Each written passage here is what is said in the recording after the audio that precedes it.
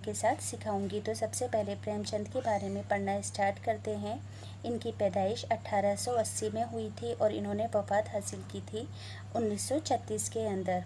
प्रेमचंद का असली नाम धनपत राय था, यानी कि इनका जो असल नाम था वो क्या था, धनपत राय था। ये बनारस के करीब एक लम्ही गांव में पैदा हुए थे, यानी कि इनकी पैदाइश बनारस के करीब एक गांव था लम्ही, वहाँ पर हुई थी।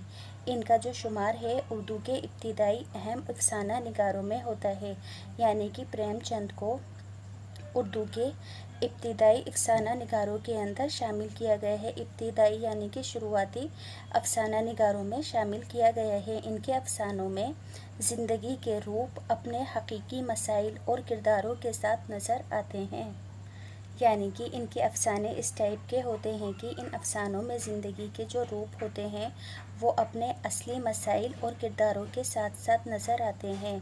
इसके अलावा गुर्बत और इफलास में जीने वाला आम इंसान, ख़ुसूसन देहाती किसान और मज़दूर, इनके अफसानों का अहम किरदार हुआ करते थे, यानी कि इनके अफसानों के अंदर ज़्यादातर गरीबी, इफलास में जीने वाले आम इंसान, ख़ुसूसन देहाती किसान, मज़दूर, इनके अफसानों के अहम किरदार हुआ करते थे, यानी कि ये अपने अफसानों का जो अहम किरदार थे वो गरीब लोगों, मज़दूरों और किसानों को बनाया करते थे। प्रेमचंद ने सैकड़ों अफसाने और कई नावल लिखे हैं। प्रेम पच्चीसी, प्रेम चालीसी, दूध की कीमत और वारदात इनके अहम अफसानवी मजमूए हैं। ध्यान रखेंगे कि प्रेम पच्चीसी, प्रेम चालीसी, दूध की कीमत और वारदात इनके द्वारा लिखे गए अहम अफसानवी मजमूए हैं। गोदान, गबन, मैदाने अमल, बेवा और बाज़ारे हुस्न इनके अहम नावल हैं। इनके नावलें कौन कौन से हैं? गोदान, गबन, मैदाने अमल, बेवा और बाज़ारे हुस्न इनके अहम नावल हैं। तो यहाँ पर प्रेमचंद का तारुफ कंप्लीट हो गया है, जो कि एग्ज़ाम में आ सकता है। ये एक इम्पॉर्टेंट तारुफ है, तो इसे भी अच्छे से अपने माइंड में बिठा के रखेंगे। कई बार वीडियो को आप रिपीट करके देखेंगे तो आपको ये अपने आप ही लर्न हो जाएगा। अब सबक नंबर 3, नादान दोस्त। इस सबक का खुलासा करवाना स्टार्ट करवाऊंगी मैं आपको। सबक का खुलासा कुछ इस तरह से है। केशव के घर में कॉर्निस के ऊपर एक चिड़िया ने अंडे दिए थे। कॉर्निस यानी कि घर में जो छज्जा बना हुआ होता है उसके ऊपर एक चिड़िया ने अंडे दिए थे।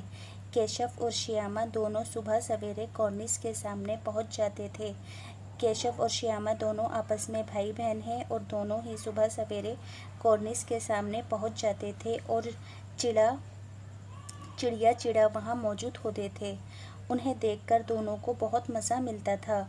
उन्हें खाने पीने की भी फिक्र ना रहती थी, यानी कि वो चिड़िया को देखकर दोनों भाई बहन इतने मगन हो जाते थे कि उन्हें खाने पीने की भी फिक्र ना रहती थी। उनके दिलों में अंडों से मुताल्लिक यानी कि अंडों के बारे में तरह तरह के सवाल आया करते थे। अंडे से बच्चे कैसे निकलेंगे? लेकिन घर में किसी को इतनी फुर्सत ना थी कि उनके सवालों के जवाब दे सके। चुनांचे ये लोग आपस में ही सवाल व जवाब कर लिया करते थे, यानी कि अंडों को लेकर दोनों के मन में बहुत ज़्यादा क्यूरियोसिटी थी, पर उनकी क्यूरियोसिटी का आंसर देने के लिए घर में किसी के पास भी फुर्सत नहीं थी। श्यामा केशव से पूछती, क्या बच्चे अंडे से निकलकर फिर से उड़ जाएंगे? केशव कहता, बग़ैर परों के कैसे उड़ जाएंगे? श्यामा पूछती, बच्चे खाएंगे क्या? उसके सवाल का जवाब केशव के पास भी ना था। चुनांचे उन्होंने कॉर्निस पर थोड़ा सा दाना भी रख दिया। घोंसले के ऊपर दोनों ने कूड़े की टोकरी में कागज़ ठूस कर एक टहनी से ढककर छत भी बना दी। जब बाबूजी दफ्तर चले गए और माँ सो गई तो बच्चे आग बचाकर बाहर चले आए और मेज़ पर स्टूल रखकर कॉर्निस के घोंसले में देखा। वहाँ 2-4 तिनके और 3 अंडे पड़े हुए थे।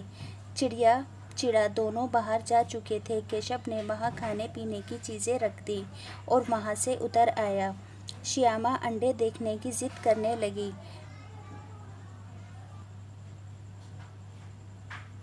दोनों में झगड़ा होने लगा। माँ की आँख खुल गई। माँ ने दोनों को डांटकर फिर सुला दिया।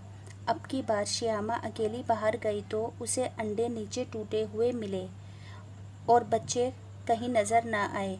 उसने केशव को जगाया। दोनों फिर इसी जगह गए। उधर माँ की भी आँख खुल गई।